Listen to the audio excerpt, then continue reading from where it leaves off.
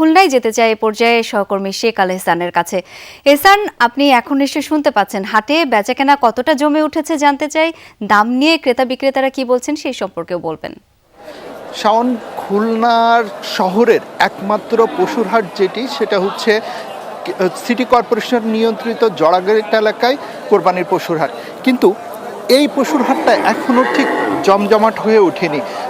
আজকে কেবল পশু আসতে শুরু করেছে, যদিও গত বৃহস্পতিবার হাটটির উদ্বোধন করা হয়। কিন্তু পশুর হাটের আজকে যে গরু বা ছাগল আসছে, তাতে দেখা যাচ্ছে যে আস্তে আস্তে জমজমাট হচ্ছে এবং কর্তৃপক্ষ একটা কথা বলছে যে আগামীকাল বিকাল থেকে মূলত এই হাটটা জমজমাট হবে, ক্রেতা বিক্রেতার সমাগম বাড়বে এবং পশুর সংখ্যা বাড়তে থাকবে। দুই বেলা খাবি ফ্যান্টাস্টিক নিমো খালাল সল্টেড বিস্কুট। বিশেষ করে এই হাটের যে বৈশিষ্ট্য, সেটা হচ্ছে শহর কেন্দ্রিক মানুষ এখান থেকে পশু কেনেন। তো শহরের মানুষের যে সব রাখার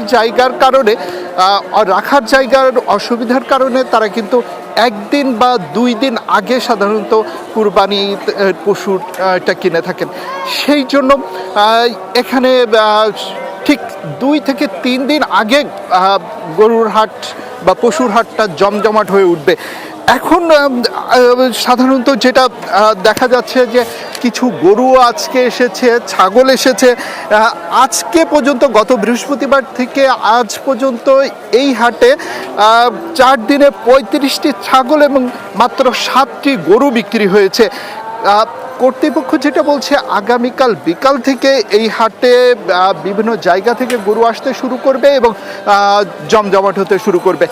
আরেকটা কথা যেটা বলতে চাই, সেটা হচ্ছে এখনও কিন্তু খুলনার বিভিন্ন উপজেলায় সাপ্তাহিক হাটগুলো চলমান রয়েছে।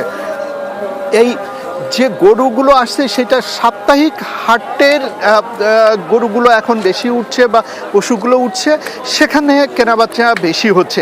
শহরের মানুষের কেনাবেচাটা শুরু হবে মূলত মঙ্গল বুধবারে এবং বৃহস্পতিবারে। এটা ঈদের সকাল পর্যন্ত এই হাটে কেনাবেচা হবে। সবচেয়ে বড় যে হাটে, গত বছর এই হাটে গরু বিক্রি হয়েছিল, পশু বিক্রি হয়েছিল 6,651টি পশু বিক্রি হয়েছিল। এর মধ্যে গরু ছিল 4,383টি, ছাগল ছিল 2,162টি, আর ভেড়া ছিল 103টি, মহিষ ছিল 3টি। সব মিলিয়ে এবারও ঠিক একই পরিমাণ গরু, ছাগল বা ভেড়া বিক্রি হতে পারে, এমনটাই প্রত্যাশা করছেন কর্তৃপক্ষ। শাওন। এহসান, অনেক ধন্যবাদ আপনাকে।